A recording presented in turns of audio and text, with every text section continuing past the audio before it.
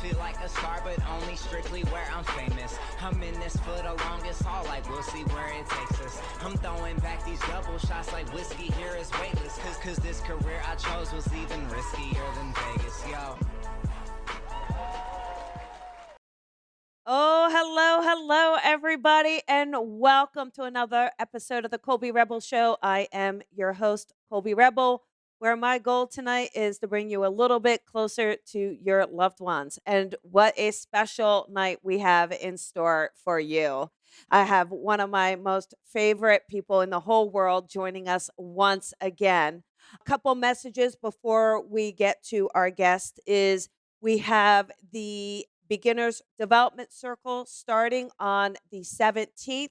So if you are ready, make sure you grab your spot. This is for any level that you just want to learn a little bit more.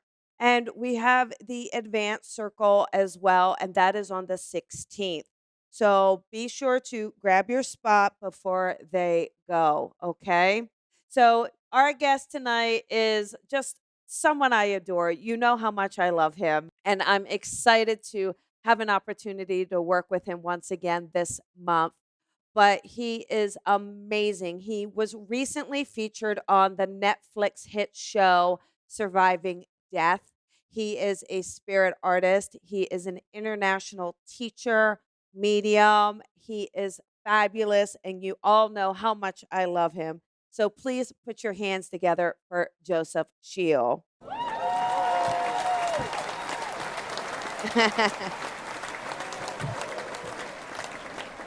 Oh, hello, Joe. How are you? Good. How about you? Thank you very much for that very nice introduction. Oh, it's Mm, so good to see you again. Good to see you too. It's fantastic. And all right, so you've been a busy bee since the last time you've been on the show. You Yes, have I been was. featured in this huge Netflix hit show that Mhm, everybody is talking about, Surviving Death. You were in mhm, episode 4. So mhm. tell us about this. Please tell us about your experience, what it meant to share spirit art to the community. Tell us. Well, I was asked to do this for the Forever Family Foundation, which is really a wonderful foundation that was started by Fran and Bob Ginsberg when they lost their daughter, and they had gone to some mediums that were not so credible, and they got kind of upset, and they wanted to get into the science of things and see if there was some way to, kind of produce people and understand if people were credible or not. And what happened was they started these grief retreats for people and support groups for people.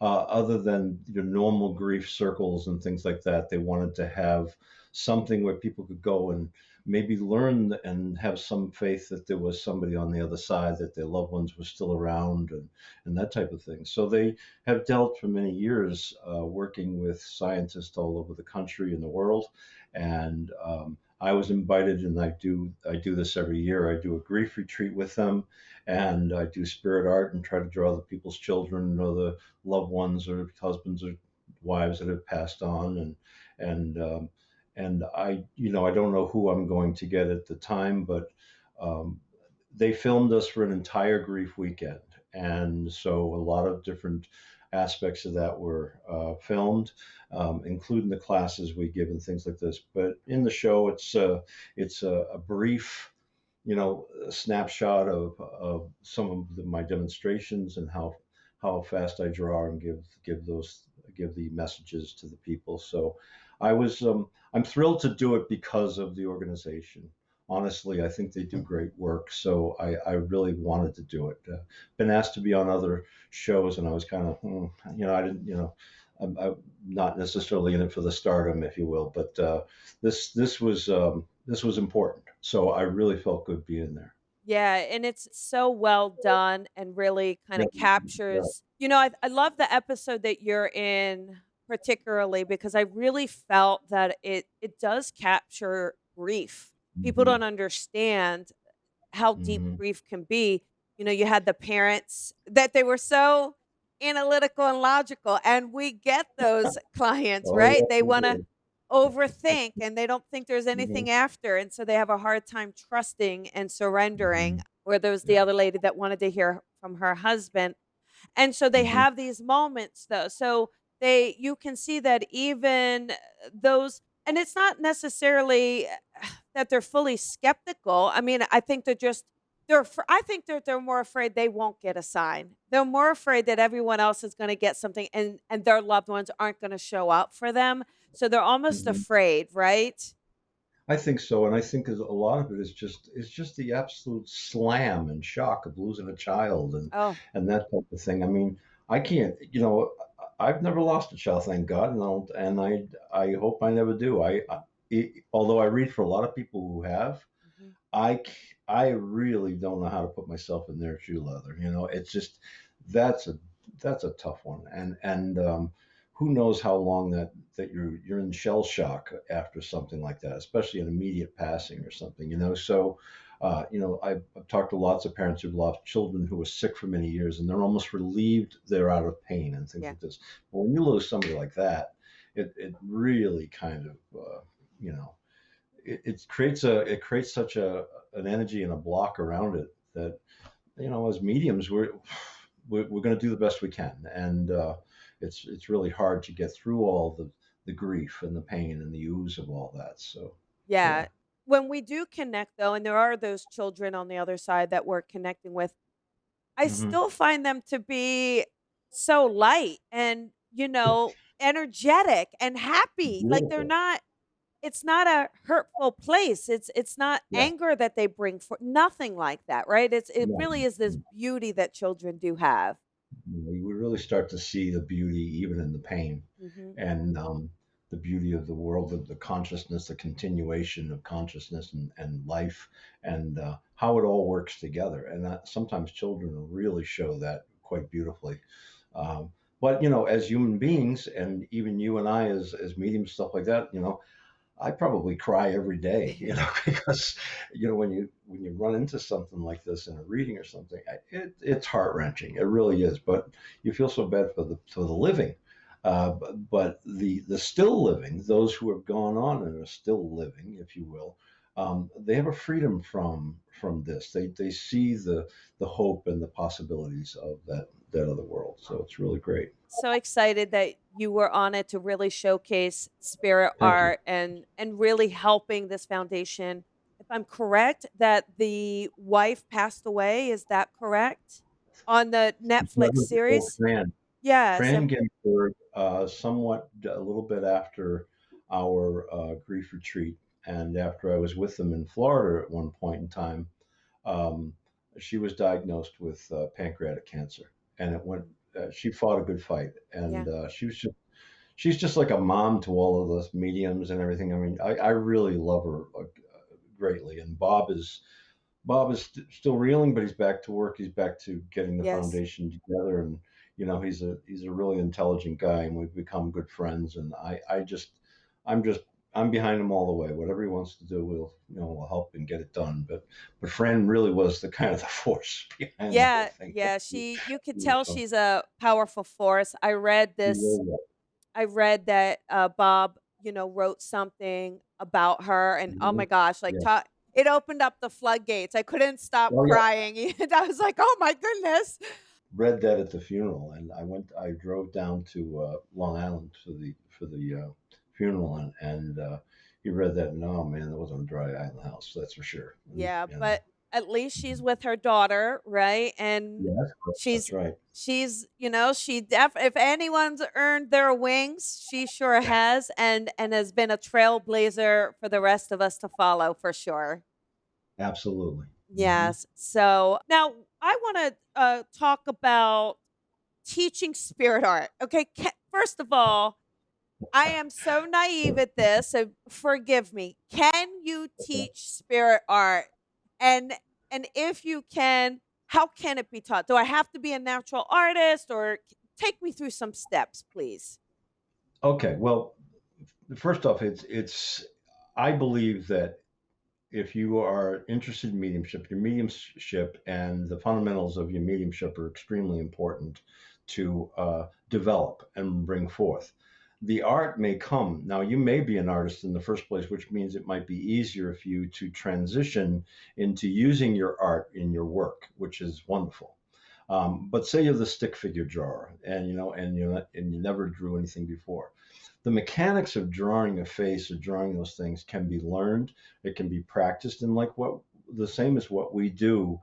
If we become professional at this work, we practice all the time. We're working at this constantly to get better at drawing faces, better at drawing what we do, better at giving the messages that we receive, get better at our connection, being in the power and all that. So this is something I believe that if you are a medium and you are working on your mediumship and developing your mediumship, that it is advantageous for you. It's not just oh, can I or can't I?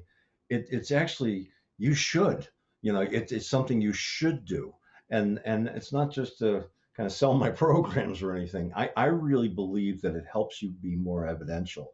I think every medium should have a pad of paper and a pencil in front of them, and have the pencil in their hands when they're reading. And the reason being is you might doodle something, you might write down a name, you might write down a number automatically. I'm not talking about automatic writing. I'm talking about the mind works in such a way that if we're blended with spirit and spirit is blended with our minds, that we are going to automatically begin to work together, the spirit and us, as one instrument for the sake of the peace of that person, and we're going to start to do things, and things will come together in time. If you give the mechanics, or how to draw, to the spirit world as an opportunity to use it as a tool, then you'll begin to draw things. You might draw the front porch of a house, or a familiar home, or you might draw the location of that horrific thing that happened, the accident, the murder, or whatever the case may be. You might begin to draw an item like somebody's favorite watch or piece of jewelry. All of this is using artwork to kind of enhance the evidence of the reading.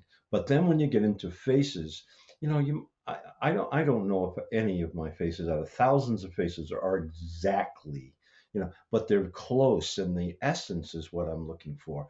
I bring forth the essence of the person that passed, and it's unmistakable. We know it's them. It couldn't be anybody else. Having not met anybody in that family, having not seen any pictures, have not seen any kind of videos, or even being given any description of what they look like, to have them come through and show the power and evidence of their existence, continuation of their existence, is just something that's brought me to healing myself as well. Because at first, when I started doing this work, I was confused. I didn't draw. I was doing mediumship, and I think it all came about just more by accident and boredom than anything else. And all of a sudden, there it is. I had done it before, but I didn't realize what it was. And then all of a sudden, it became something that I said, you know what? I need to draw them. I need to.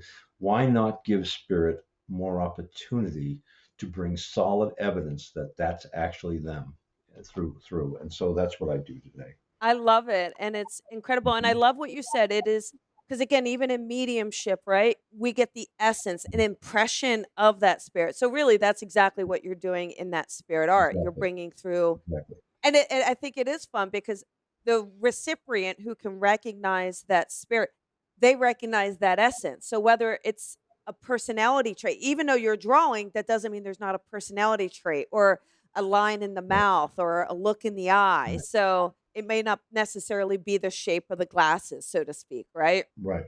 Yeah. The skill sets are something you build upon in the left brain, like you practically learn to know how to make a circle, or how to make eyes, or how to do this. Those are all practical mindsets. But the medium works in what I call the medium's mind, or the imaginary mind, which is the right brain. And so that's the creative side of the mind. That's where all artists work, all great artists, and musicians and poets and writers, and they're in their imagination, and they bring that through. Spirit connects with us in that side of the mind.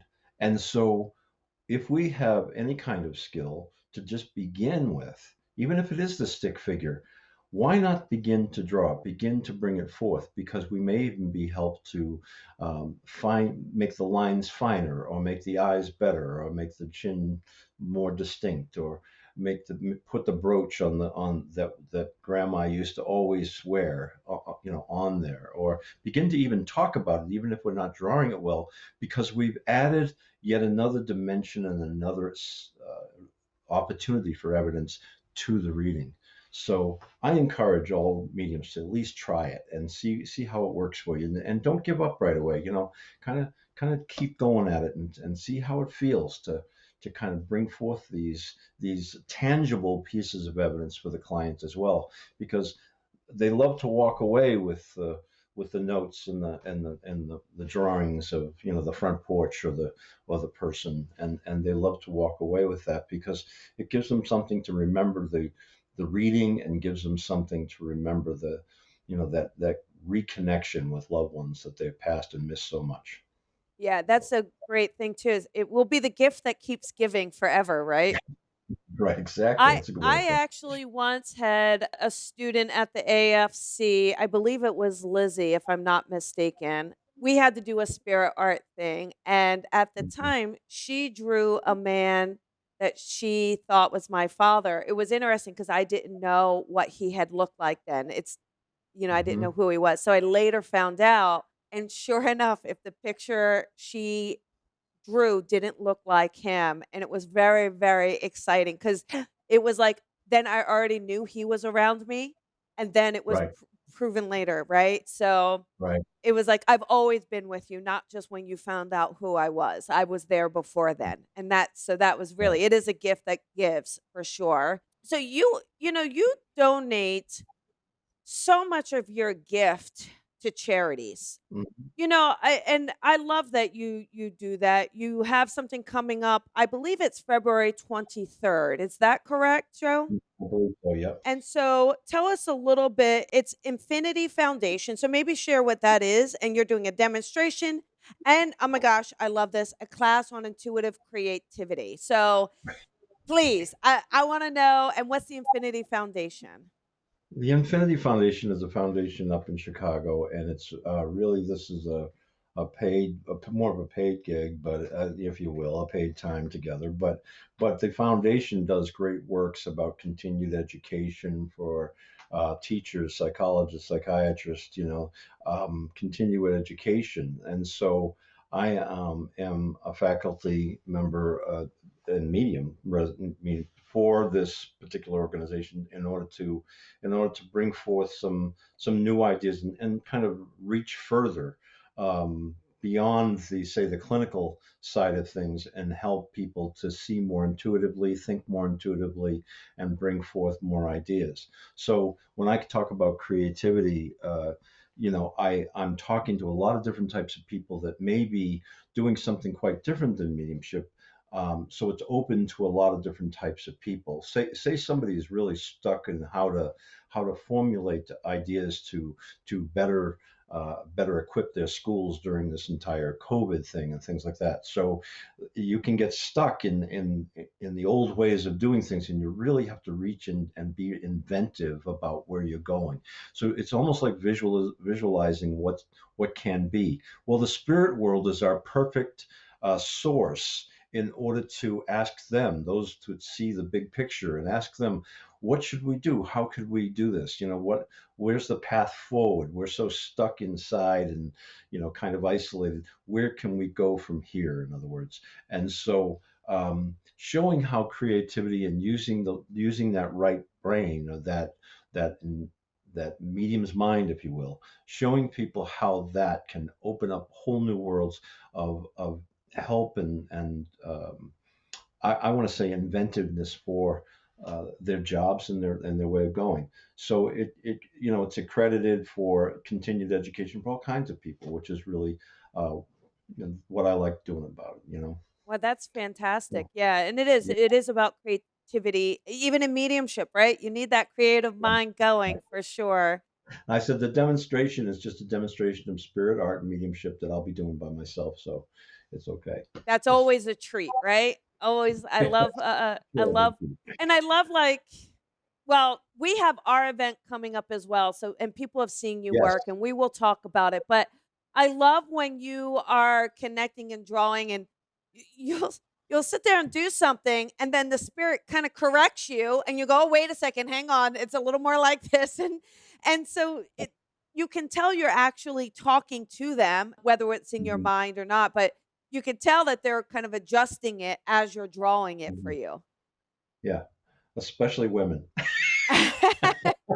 Well, we I want our mean, hair just I right. don't mean any offense by that. What I mean is that it's interesting just over the years, I, I I've actually thought about taking a hairdressing school or something like that because I'll do the hairdo on the woman, and it's like that's not the way I wore it. It's like, Yeah. oh my god, I'm sorry. Yes. straight now. Yeah, Yes. It's so but fun. men can be the same way, so it's okay. What I also love though is on a personal level in your private world, if we could touch on it a bit, you're unbelievably creative with your hands and masonry, and you did this unbelievably beautiful thing where you took, I believe it was your mother's violin, and you took Yes. pieces of it and you put it into the mantle of a fireplace that you built. Okay, so Mhm. I need to know, like, first of all, how did you get that idea? Like, did that come from your mother? Was that an inspirational thought? Have you talked to her about it to see how she feels? Share with us how that came about because what a beautiful idea and what a beautiful way Well, to remember her.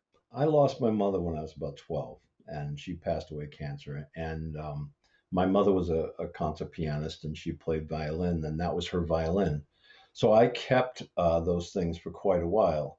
And then when my kids were about 5, they were playing with it and decided it was a trampoline or something. And so they smashed it. And I know they were just kids, so they didn't realize what they were doing. I put it in a paper bag and I kept it all these years. And some people might think I'm a hoarder, but I kept it because I was hurt that it was broken. And yet I knew that, someday I'll create something with this. Someday I'll pull this out and find something where it fits and and I often thought, well, I'll just have it repaired, but it was so broken up that I didn't know if I ever could. So, um, I'm creating this retreat kind of center and this place in with a acreage and everything else. And so in the fire where the fireplace is and things, I built this rather oversized mantle and things. And I said, the grains of the wood, the beauty of the darker wood of the violin against the light wood, I, I just it came about. And I'd like to say, my mom told me to do it or something, but I've had very little contact with my mother over the years. I'm one of those people that say, why don't I get a message? It's like kind of thing. But by the same token, she was so creative herself. She was a portrait artist herself that I think when I'm using my creativity, I feel close to her. So I wanted to put the violin right up there where I could see it and kind of almost decorate or incorporate it into the um, into the movement of the wood and the way the trim and all the woodwork goes to kind of move it into being music and movable and almost give an inanimate object sound. And so I've incorporated other instruments. And then I took the top of her piano because that had been dismantled some time back.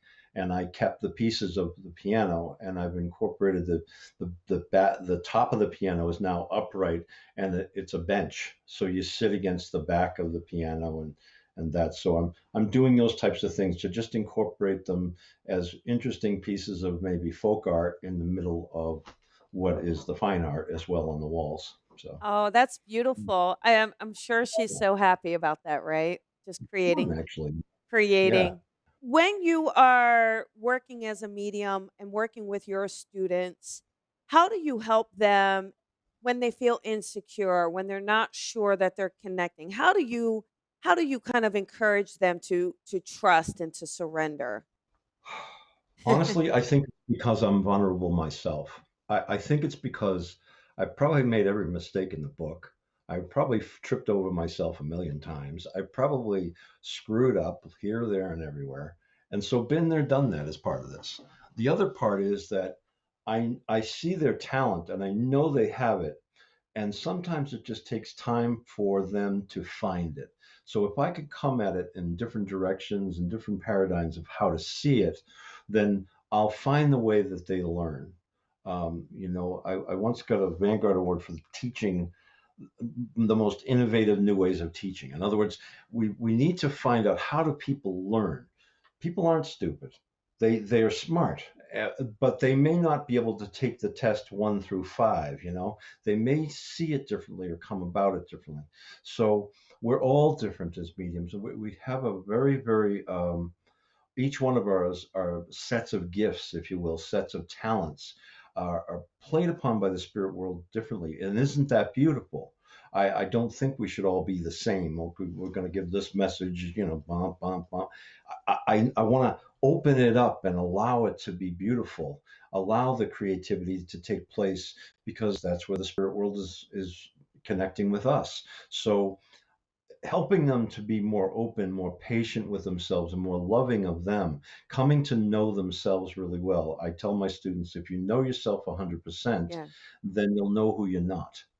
But you need to come through sometimes through the ramifications and sometimes the horrors of your own life, which means you're healing, which means you're growing, which means you're seeing more clearly what's real and what isn't. And that I think the final thing I would say about that is, I've got to love them no matter what. I have to love them even if they're, scared and upset, or, even if they're having that kind of week where they're a pain in the neck. I've got to love them anyway. And people that helped me, love me sometimes, and probably maybe hated me sometimes, but you know, um, they didn't give up on me, and I'm not going to give up on them either. So that's the way it is. I love Okay. that. And if you had someone who doesn't do this work, right? They're just kind of are I was gonna say average Joe.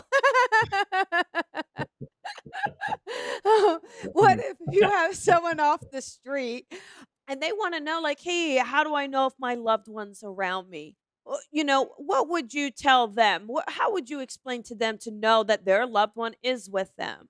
Well, I would point them to some things that they could view, like to understand it a little bit more, to understand the language of it a little bit more, and what is really out there. There's a lot of information that we have. Do we know everything? Absolutely not. We're at the tip of the iceberg of understanding a lot of things. However, there is a lot of great information, a lot of great books, and it has been around for quite some time with some very credible and intelligent people. And there are some very credible, intelligent people out there teaching as well. So I would point them to those things that they could get involved in, whether it be books or videos or things like that. I'd also say to them, though, that it does require an open mind, kind of looking at things differently than we used to. I heard uh, an astronomer the other day explain to somebody when they were having doubting Thomases about his astronomy, and he said, once when the cavemen were kind of in the cave, and all of a sudden, imagine them finding a cell phone. you know what is that to them? It's just a rock. It's just what is this thing? They'll use it to throw against the wall, to throw it at something, throw it the Neanderthal or whatever. They, this is this is different, and things have changed over the years. Things have evolved, and we too are evolving to understand the reaches of our minds, of the unseen world around us, the energies that we carry and the energies that we do. So we're evolving. So I would try to help someone open their minds, through just kind of taking a look at things a little differently. To stop staying on the treadmill with everybody. Kind of open your mind to what can be. Don't become silly or crazy, or conspiracy, all this other stuff. Just take it piece at a time and open yourself up. Look for the signs and symbols around you that might be the synchronicity of things, and see if your loved ones can come through. Actually sit and pray, and give your loved one something to give to you. And don't go looking for it. Just allow it to come into your life. Allow it to come around. You'll see and you'll feel not just the setup, like it's just, oh, I set that up, and that's the way it happened. But you'll feel that, wow, This is a real feeling. This is true. This is to my own self. I'm true about this. I just saw that. Now people pick feathers and pennies and things like this, and if you watch that show, you'll see a lot of that kind of thing.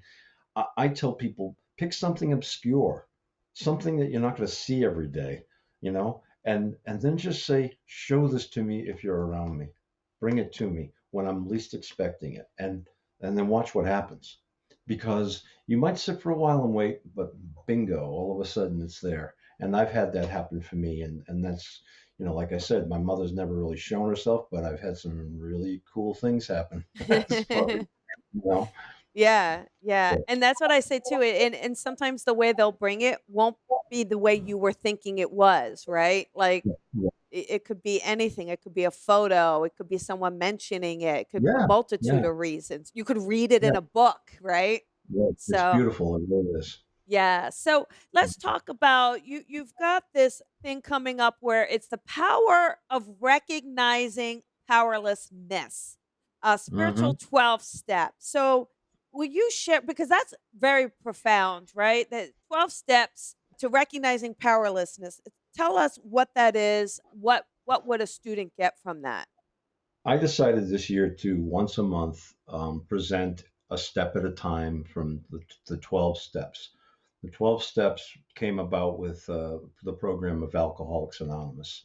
However, that's grown into 63 formal, then some. There might even be more than that now. Um, Kind of programs with 12-step programs for addiction, for overeating, for shopping, for all kinds of things, for Sexaholics Anonymous, all kinds of things.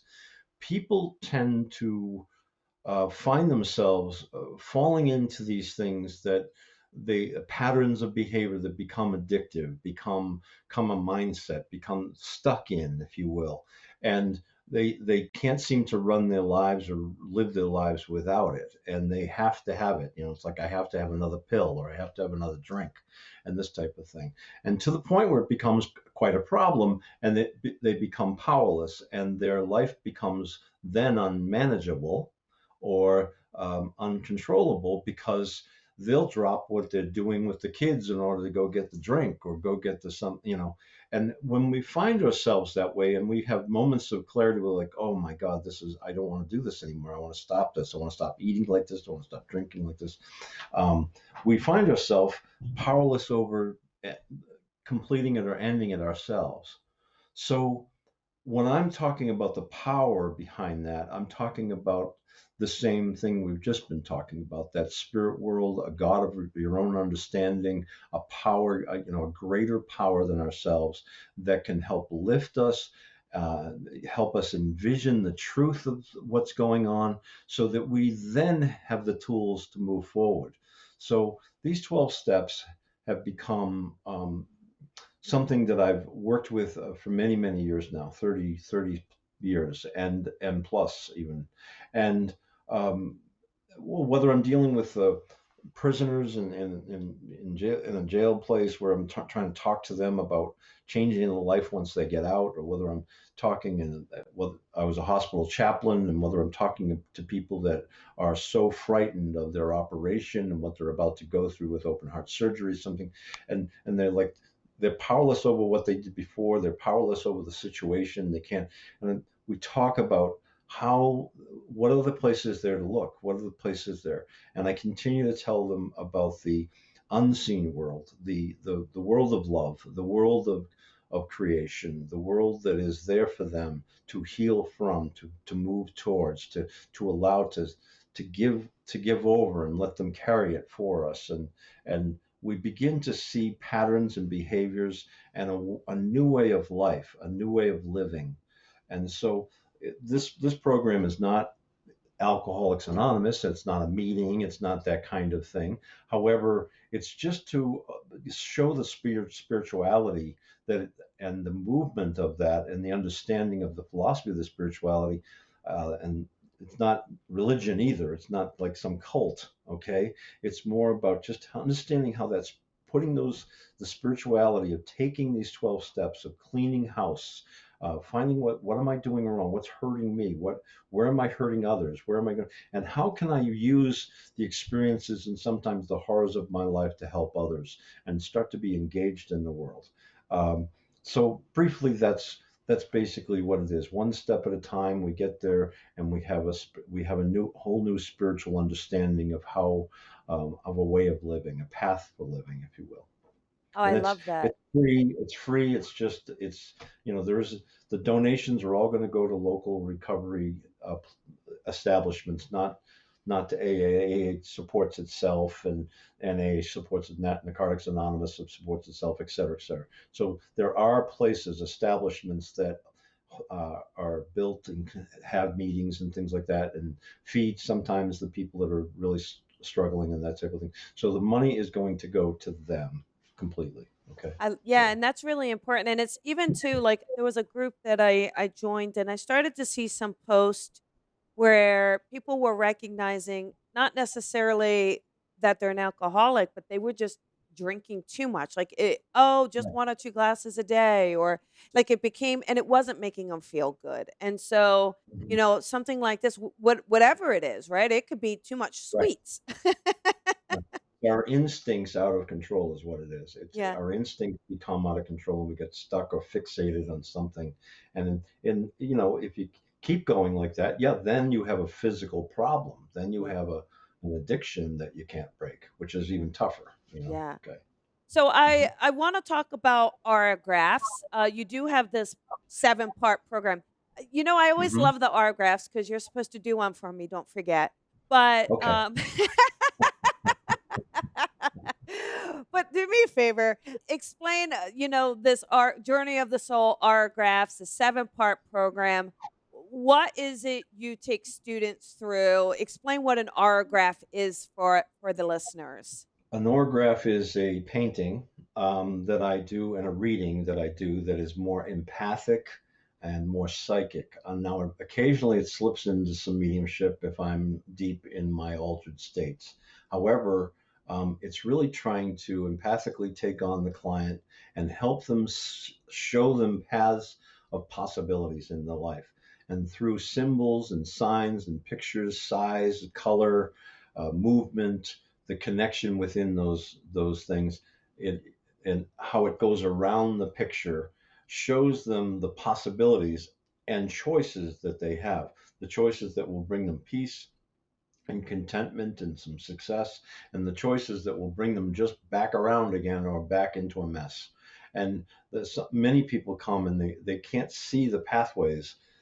This is a helpful way to really honor one's own holiness, one's own self, and have a tangible piece of artwork that they can look at and use as an affirmation for the day. Like I know where I've been, I know where I am, this is where I want to go. And so we begin to kind of pull it together that way. So every one of them is different. I've done so many I can't even imagine. There's some right there, Yeah. yes. So they're different, and there's a lot of similar symbols sometimes in them, but each person has their own personality is completely in there. There's power animals, the animals that mean something about the personality and things. There's religious symbols and real items from the world.